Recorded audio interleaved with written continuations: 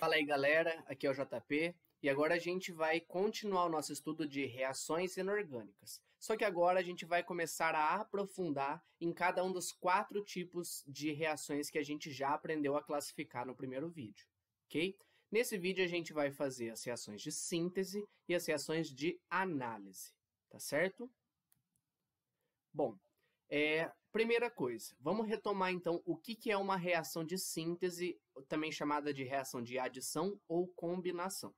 É uma reação em que eu formo uma única substância como produto. Pode formar mais de uma molécula, enfim, mas eu tenho uma única substância como produto, tá certo?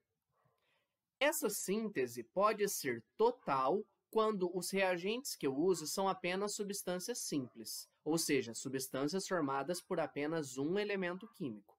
Ou ela pode ser uma síntese parcial, que é quando pelo menos um dos reagentes é uma substância composta, ou seja, tem mais de um elemento químico, tá certo? Então, isso aqui é só um detalhe que pode aparecer aí para a gente poder julgar, ok? Dentre as reações de síntese, nós temos aí muitas possibilidades e é difícil a gente conseguir fazer uma previsão de todas elas, saber certinho.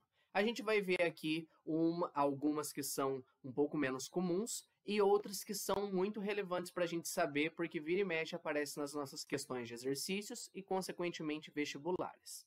Vamos lá. Um tipo de síntese que eu posso fazer é a síntese em que eu reajo um metal com um ametal e aí, consequentemente, eu formo um composto iônico. Composto iônico porque ele tem ligação iônica, já que ele é formado por metal e ametal. Ou seja, tem que lembrar lá da nossa aula de ligações químicas. Esse composto iônico vai ser um sal ou um óxido. O que determina isso? O nosso ametal. Se o nosso ametal for oxigênio, é porque eu terei aqui um composto do tipo óxido. Senão, ele vai ser um sal, tá? Então, aí lembrando das nossas aulas de funções inorgânicas. E também, se eu tenho um ametal reagindo com outro ametal, aí eu tenho uma ligação covalente que vai ser formada. Ou seja, o meu composto vai ser do tipo molecular, ok? Já que esse tipo de ligação se estabelece entre ametais. Não tem sentido reagir metal com metal, porque eles por si só, um com o outro, né, como substância simples, não reagem. O que eu posso formar com eles são ligas metálicas, ok? Então, aí só para a gente saber as possibilidades. Vamos ver alguns exemplos. Temos aqui, por exemplo, sódio que reage com o cloro, formando o cloreto de sódio. Aqui nós temos o sódio, que é um metal, com o cloro, que é um ametal. Eu formo aqui o cloreto de sódio, que é um composto do tipo iônico, ok? Metal e ametal, e ele é um sal, tá certo? E essa síntese é uma síntese total, porque os reagentes, né, de partida são substâncias simples, tanto o Na quanto o Cl2, beleza? Aqui outro exemplo, nós temos o magnésio, que reage com o gás oxigênio. Nesse caso, eu também formo um composto iônico, só que agora eu tenho um óxido, é o óxido de magnésio. A gente observa essa reação aqui quando, por exemplo, em aula de laboratório, o professor pega uma tirinha de magnésio, né, uma fitinha de magnésio metálico, e coloca no fogo. Quando ele queima, né, essa fitinha, libera uma quantidade de luz muito grande e forma um pó branco. Esse pó branco é o óxido de magnésio. Se você já teve aula de laboratório, talvez tenha feito essa reação aqui, ok? Então, também um exemplo de síntese total, já que os meus reagentes são substâncias simples. Agora aqui, nós temos gás nitrogênio reagindo com gás hidrogênio, formando amônia, o gás amônia, tá certo? Nesse caso, o nitrogênio e o hidrogênio são ametais. Então, aqui eu tenho um composto molecular, ligação covalente nele. Também é uma síntese total, ok? Perceba aqui que as quantidades, né, o número aqui na frente, o chamado coeficiente estequiométrico, não importa para mim para poder fazer essa classificação. Ele é muito importante quando a gente vai fazer a parte de cálculos, a parte de balanceamento, enfim. Tá? Mas aqui na classificação, por si só, eu não preciso me preocupar com esse número. E aqui nós temos o carbono, que reage com o gás oxigênio, formando o dióxido de carbono, o nosso gás carbônico. Nesse caso aqui, é uma reação que a gente encontra, por exemplo, na queima do carvão, né? O carvão, que é formado basicamente só por carbono, quando eu queimo ele, formo gás carbônico. Como os dois são ametais, eu também tenho aqui um composto molecular. E nesse caso, também eu tenho um óxido, ok? Então, aí alguns exemplos de síntese. Essas daqui, você não precisa necessariamente saber de cor, tá? Tirando aqui algumas exceções, saber só poder analisar isso daí. Agora, as reações que a gente vai ver de modelo de síntese, que a gente vai estudar agora nesse próximo slide, aí sim vão ser importantes. Quais são elas? Aqui a gente tem que lembrar um pouquinho lá da nossa aula de óxidos. Nós estudamos que óxidos básicos, quando reagem com água, formam bases. Isso é muito relevante você saber. E, da mesma forma, quando eu tenho um óxido dito ácido, quando ele reage com água, eu formo um ácido. Essas duas eu aconselho que você saiba, porque elas têm várias aplicações no nosso dia a dia e aí são um pouco mais fáceis para a gente lembrar, ok? Então, vamos lá. Vamos analisar aqui alguns exemplos e poder lembrar como que eu classifico um óxido básico e tudo mais. Primeiro exemplo, nós temos aqui o óxido de cálcio, que quando reage com água, forma hidróxido de cálcio. Essa reação aqui, né, nós temos um óxido que é do tipo iônico, como a gente já viu. E óxidos iônicos, em geral, são básicos. Por isso que quando ele reage com água, ele forma a base, hidróxido de sódio. Essa reação a gente observa, por exemplo, né, uma aplicação dela é transformação de cal virgem, que é o CaO, em cal hidratada, que é o hidróxido de cálcio. Muito comum nas indústrias de construção civil, ok? Além disso também, em muitos casos, usa-se esse CaO para corrigir a acidez do solo, porque uma vez que esse óxido de cálcio tiver contato com a água, né, água da chuva, água de irrigação, enfim, água de alguma fonte, vai formar uma base que ajuda a equilibrar o pH do solo. Outro exemplo aqui, nós temos o dióxido de carbono, que quando reage com água, forma o gás carbônico, ok? Nesse caso, a gente observa aqui que o CO2 é um óxido ácido. Lembrando que, em geral, os óxidos ametálicos, ou seja, que têm ligação de oxigênio com ametal, são óxidos do tipo óxidos ácidos. Essa reação ela é extremamente importante. Tá? A gente vai encontrar aí ao longo das nossas aulas desse assunto vários exemplos em que eu vou ter reações aqui com essas substâncias. Essa daqui, por exemplo, a gente encontra na chamada acidez natural da chuva. Como assim? A nossa chuva é naturalmente levemente ácida. Por quê?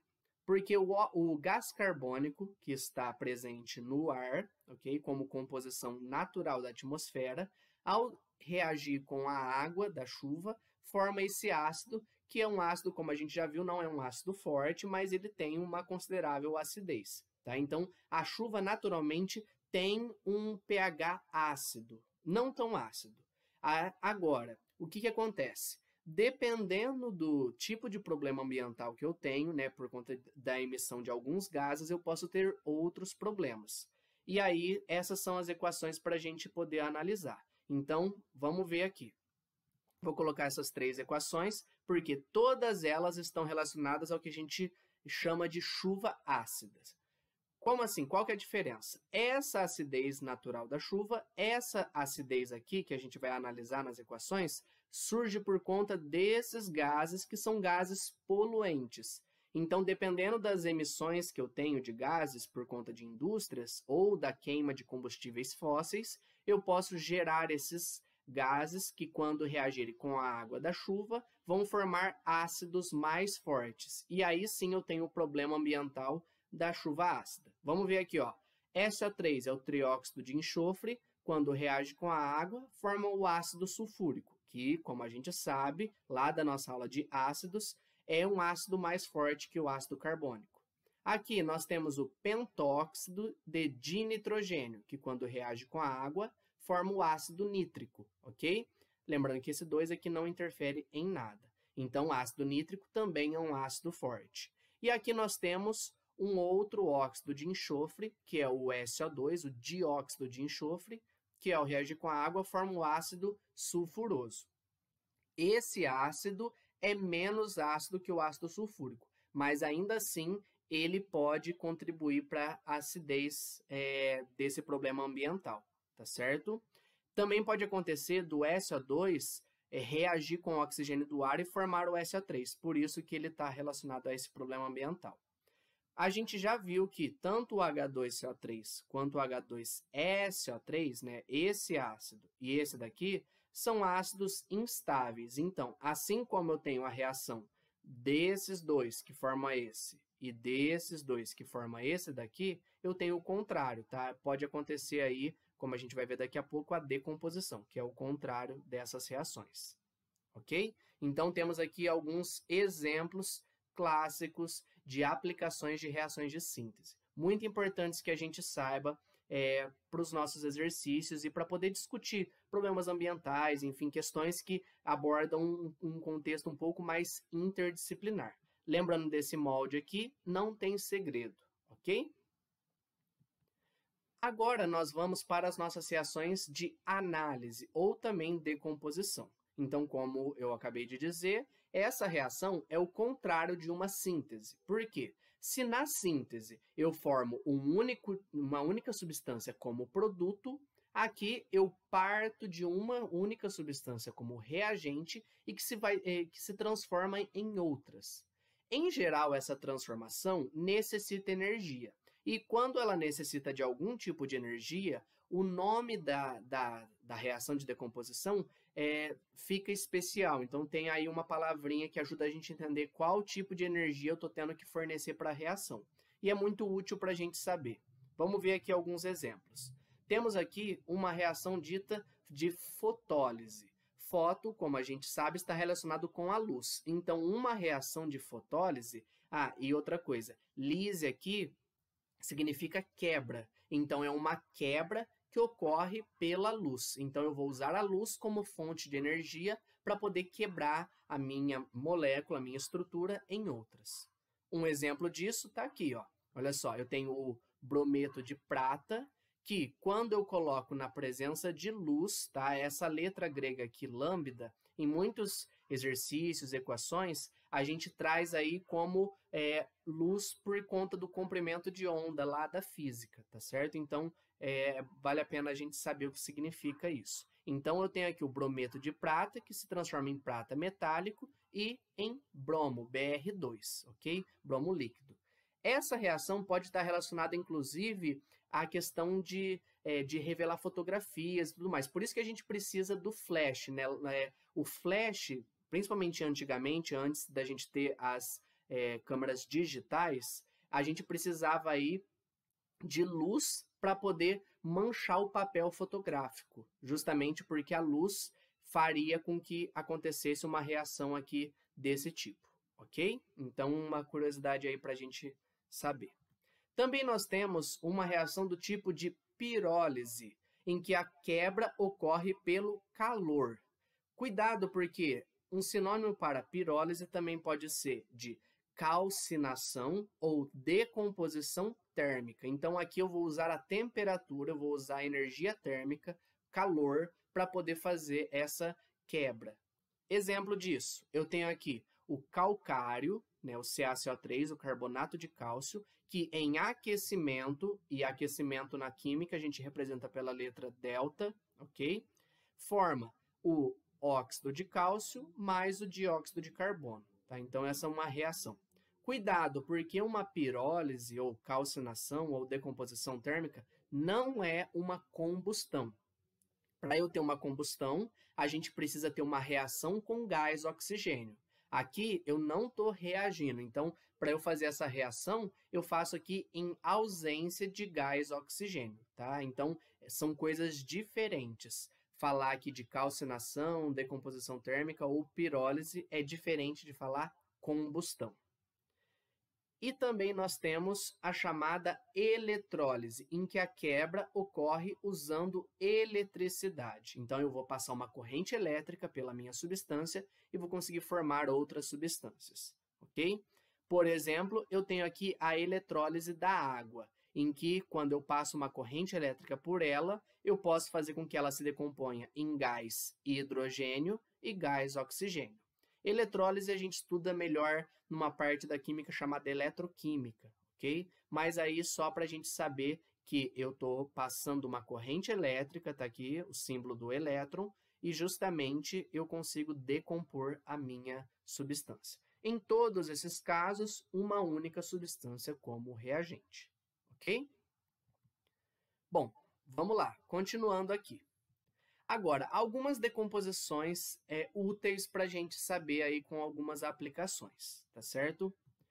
Sem dúvida, a decomposição mais útil para você saber é essa daqui. A gente acabou de ver a reação contrária para essa em que eu tenho esses produtos que formam esse reagente, né? Mas também pode acontecer essa decomposição. Por quê? Porque o ácido carbônico é um ácido instável. Então, ele vai formar esses produtos aqui. Onde que a gente encontra, por exemplo, essa reação?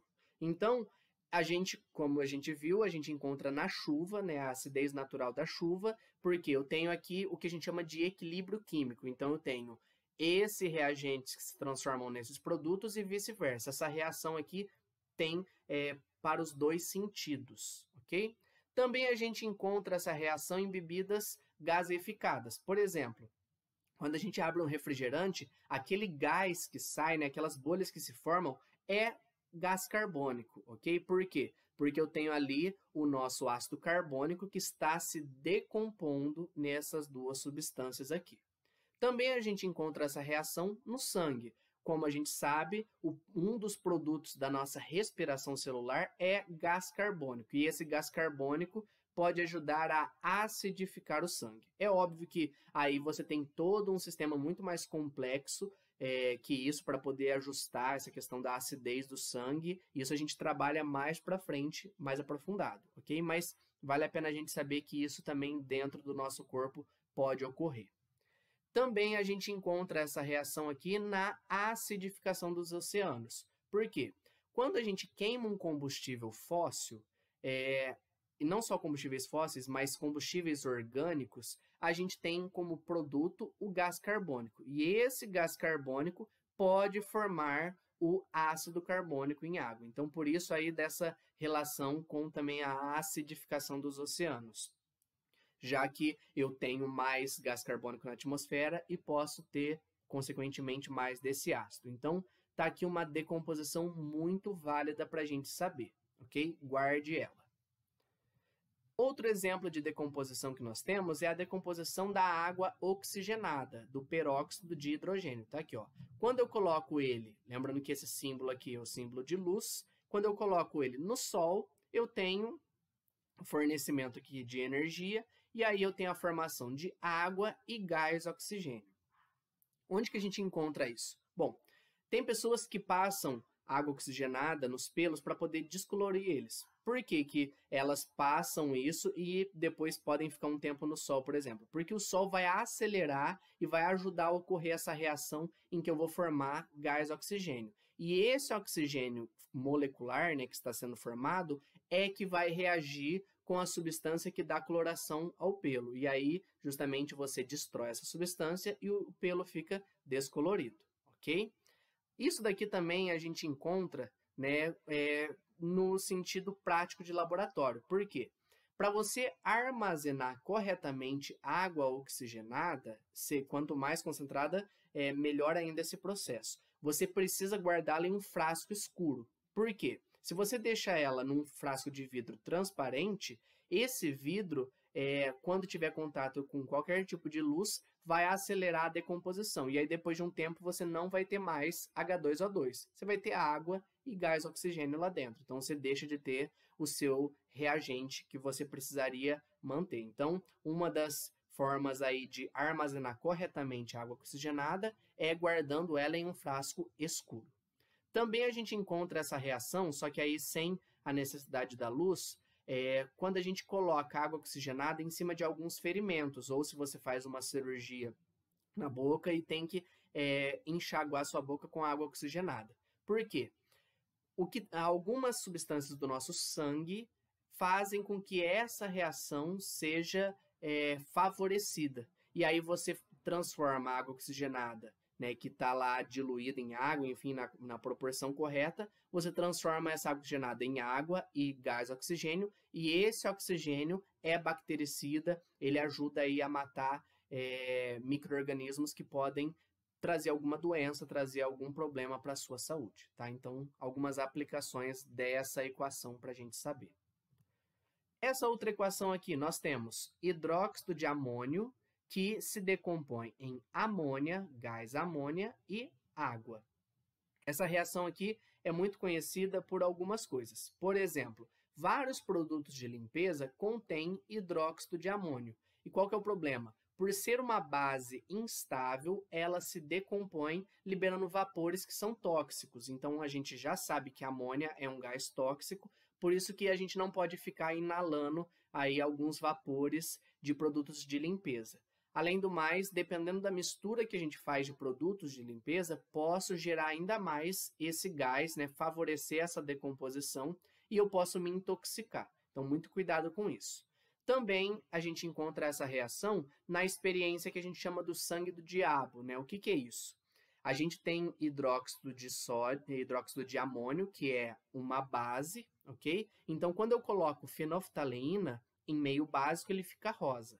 Só que aí, algumas experiências, você mancha, por exemplo, uma camiseta branca com essa solução avermelhada, né? Porque tem o indicador ácido-base e mais essa base. E aí você, por exemplo, pega e deixa no sol um pouco essa roupa, ou você aproxima um secador para poder acelerar isso.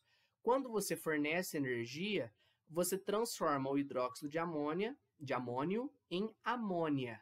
E aí você tem esse gás que sai da sua roupa. Então, o que a sua roupa tinha ficado manchada de vermelho, depois ela volta a ficar com a cor original dela, já que você não tem mais o que deixa essa solução vermelha. Tá? Então, o experimento sangue do diabo é porque eu tenho aqui uma substância que com fenolftaleína fica vermelho e depois essa substância se decompõe e eu não tenho mais ela. Então, ela passa de vermelho para incolor.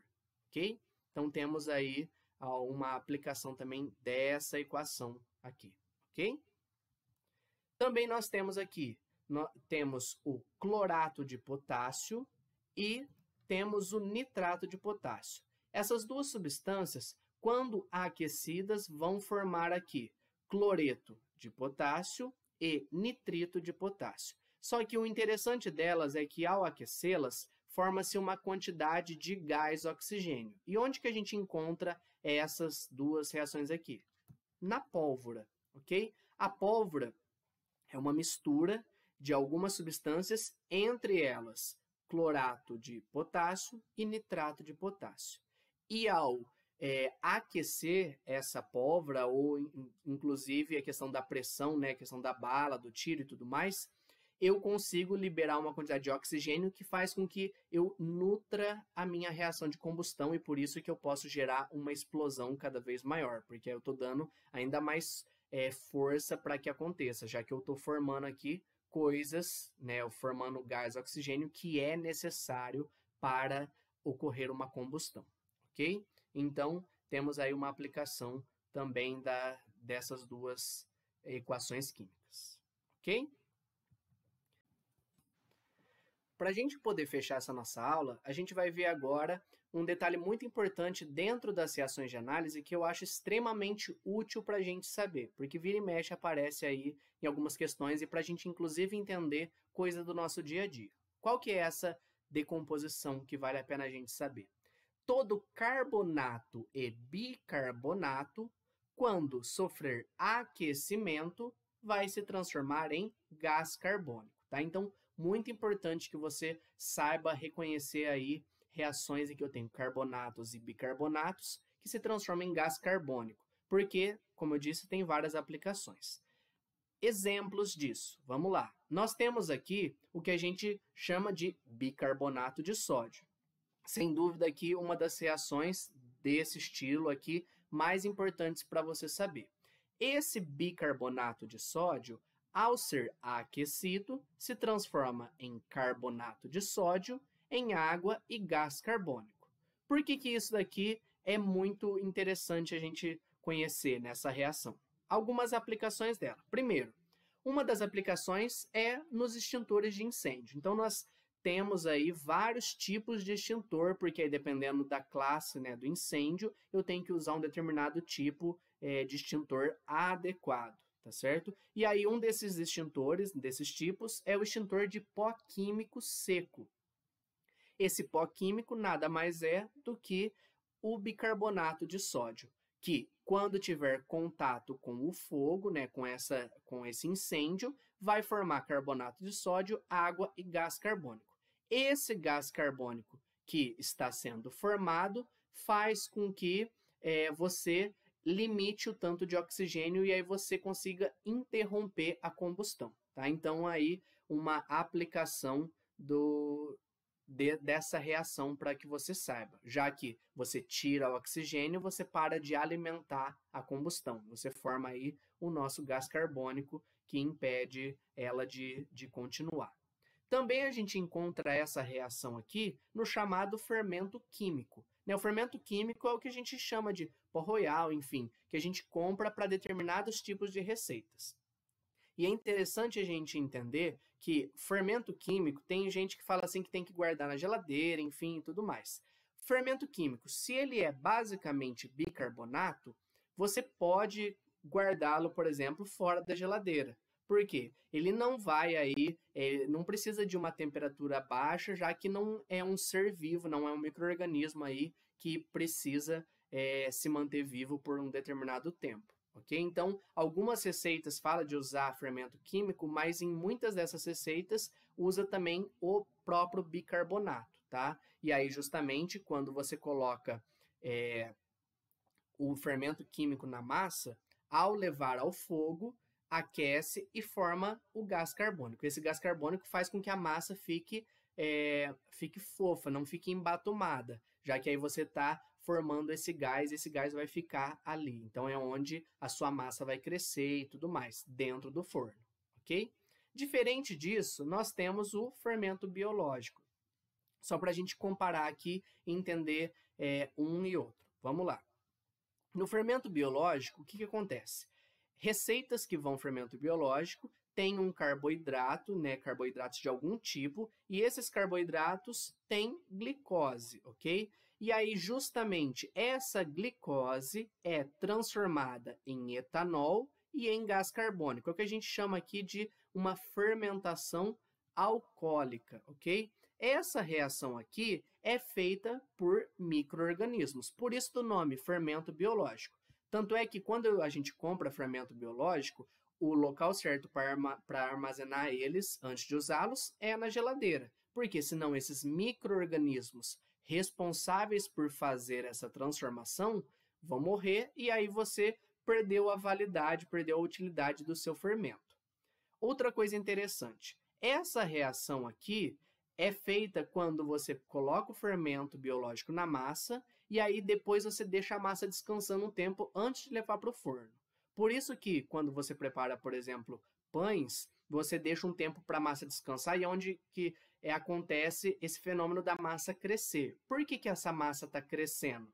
Porque justamente está sendo formado gás carbônico nessa massa, onde ela vai se expandir, tá? Então, são várias bolhas, enfim, uma quantidade grande desse gás que está sendo formado e aí a massa se expande. E isso, algumas pessoas colocam, inclusive, para aquecer, para acontecer isso no sol, porque quando você dá energia, você também acelera essa reação aí. E aí algumas pessoas, inclusive, colocam um pouquinho da massa, faz uma bolinha e coloca num copo com água. E aí você sabe que cresceu a massa quando essa bolinha que estava lá no fundo do copo, ela vai para cima. Por que ela vai para cima? Porque a mesma massa que está sofrendo esse crescimento é a mesma massa que está dentro do copo com água. E aí na hora que você faz essa reação formando gás carbônico, essa massa, aí o gás vai fazer com que essa bolinha de massa vá para cima, ok? Então aí você consegue perceber que a sua massa já cresceu o que ela tinha que crescer, tá? E aí é interessante, porque aqui o crescimento, né, a expansão da massa ocorre fora do forno. É óbvio, depois pode crescer mais um pouco quando você coloca para assar, mas esse crescimento ocorre fora. Aqui, com o fermento químico, não acontece isso. Então, se você coloca o fermento químico e deixa para fora, sem colocar no forno, a massa não vai crescer. Porque é o aquecimento, como a gente viu aqui, que transforma carbonatos e bicarbonatos em gás carbônico. Ok? Então, aí uma diferença de um para o outro aí dos dois tipos de fermento para a gente entender como funciona. Isso aqui é muito bacana porque ajuda a gente a ilustrar um pouco do nosso dia a dia mesmo. Ok? Bom, a gente fecha a nossa aula aí com as reações de síntese e de análise, e aí depois a gente segue com os outros vídeos estudando os demais tipos. Até a próxima, qualquer dúvida estou à disposição. Tchau, tchau!